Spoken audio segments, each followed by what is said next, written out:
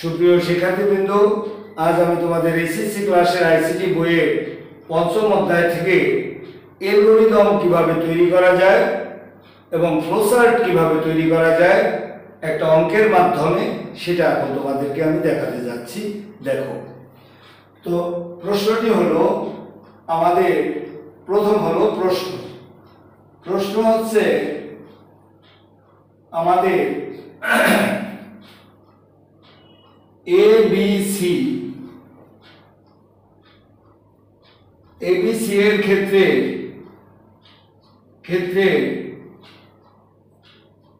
তিনটি সংখ্যা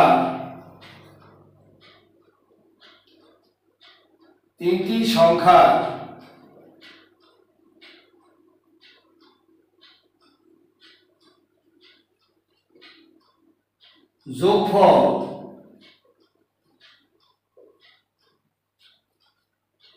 ও গুণফল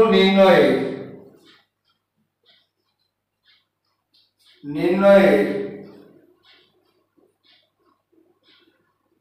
অ্যালগরিদম ও ফ্লোচার্ট তৈরি করুন।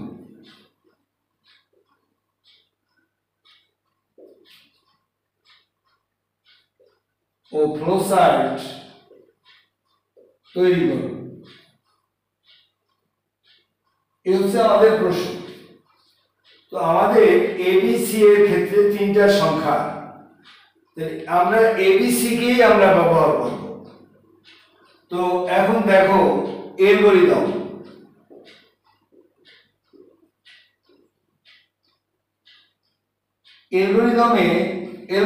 মূলত আমরা কাকে বলে আবার একটু বলে নেই।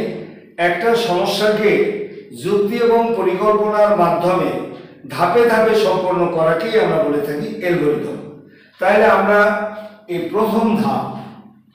প্রথম ধাপে লিখবে কার্য শুরু। এই দ্বিতীয় ধাপে আমরা এখন কম্পিউটারকে এই যে এবিসি তিনটা সংখ্যা, এর ক্ষেত্রে তিনটা সংখ্যা, এই তিনটা সংখ্যা এখন আমরা কম্পিউটারের মধ্যে আমি দেব। কম্পিউটারের মধ্যে আমি এবিসি তিনটা সংখ্যা, আমরা এবিসি এর ক্ষেত্রে তিনটা সংখ্যা আমরা তাকে দেব। এই যে দেওয়াটাকেই বলে ইনপুট। আমি ইনপুট দিচ্ছি। তাহলে কম্পিউটারকে আমি কোনো কিছু টাইপ করে দেওয়া মানে ইনপুট দিচ্ছি আমি। তাহলে আমি লিখব ইনপুট হিসাবে এবিসি চলকের মান গ্রহণ। এখন এখানে চলক কথাটা লিখলাম কেন? চলক কথাটা লেখার উদ্দেশ্য হলো যে এর মান বিভিন্ন কিছু হতে পারে, বি এর মান বিভিন্ন কিছু হতে পারে। যে সমস্ত রাশির মানের পরিবর্তন ঘটানো যায় তাদেরকে আমরা চলক বলে থাকি বা ভেরিয়েবল। তো চলকের মান গ্রহণ এই লিখবো আমরা, ইংরেজিতে লিখবো না, আমরা বাংলায় লিখবো। তো আমাদের দেখো, তৃতীয় ধাপে আমরা এখন ইনপুট যখন তোমার ভিতরে চলে যায়, তখন ভিতরে যাওয়ার পরে সে বলবে যে আমাকে যে ইনপুট দেওয়া হলো এটা কিভাবে আমি হজম করব। এখন সেই হজম করার জন্য আমাকে এখন সূত্র প্রদান করতে হবে যে খাবারটা আমি খেয়েছি এবিসি, এটাকে যদি হজম করতে হয় তাহলে অবশ্যই আমাকে এই হজমের জন্য আমাকে সূত্র প্রদান করতে হবে। তাহলে মনে রাখতে হবে, ইনপুট দেওয়ার পরবর্তী ধাপ হলো আমাদের সূত্র প্রদান করতে হবে। এবার আমি লিখব সূত্র হিসাবে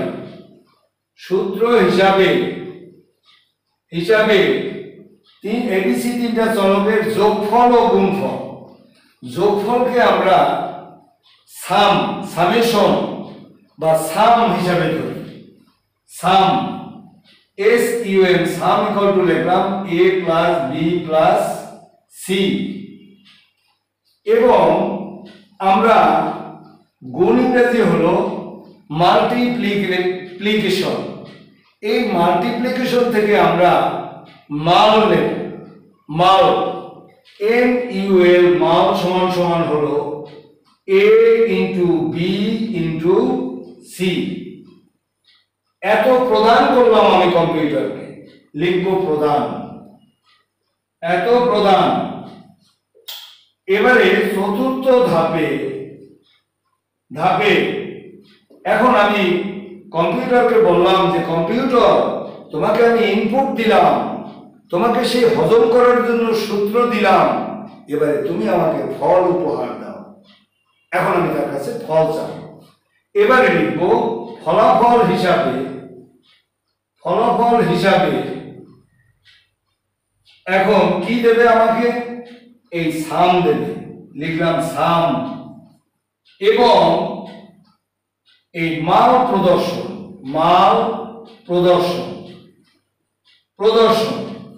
এটা সে প্রদর্শন করবে আমার সামনে।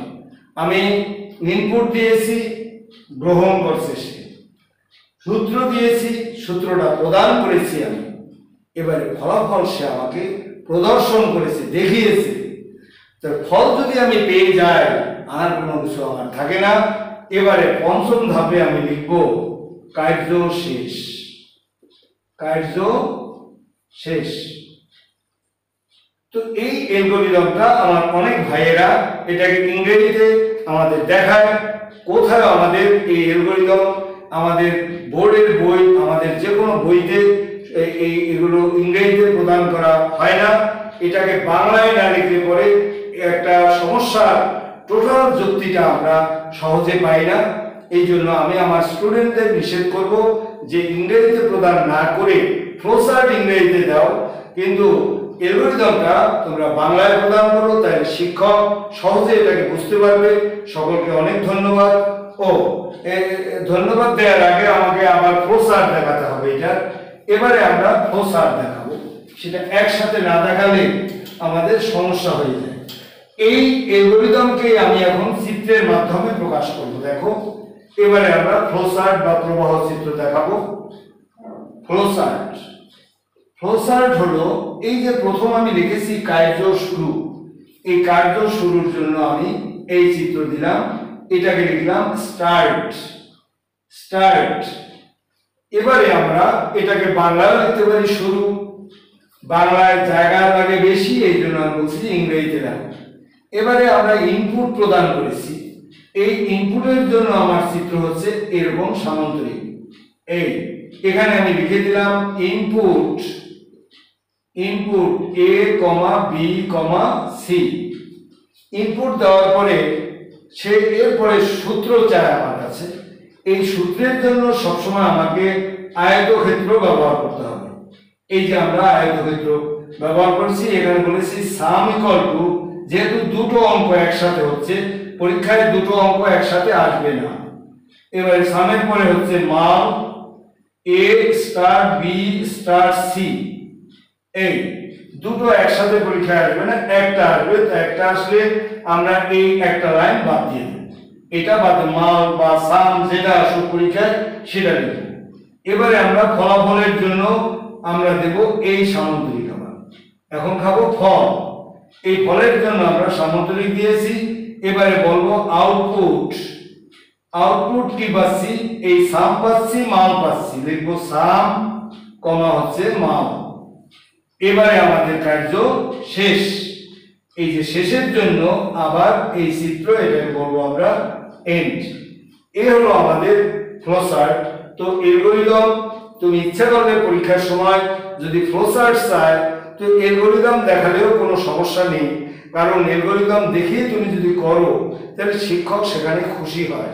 তো সেক্ষেত্রে পরিপূর্ণতা, একজন শিক্ষক চায় যে ওই প্রশ্নের পরিপূর্ণতা স্টুডেন্ট যেন প্রকাশ করে। সে কারণে আমি মনে করি যে এটার জন্য অ্যালগরিদম দেখিয়ে ফ্লোচার্টটা তৈরি করা ভালো। সকলকে অনেক ধন্যবাদ।